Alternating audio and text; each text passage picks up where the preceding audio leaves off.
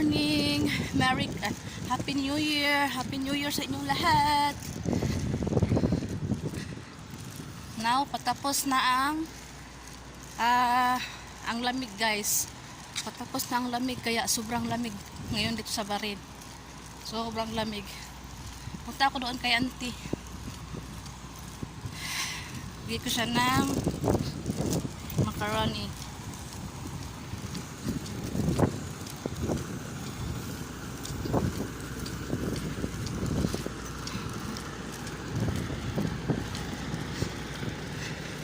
Ayun, nagwawalis.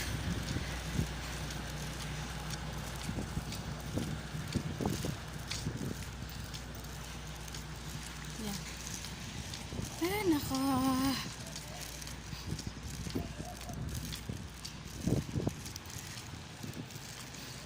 Kamusta ang New Year, te?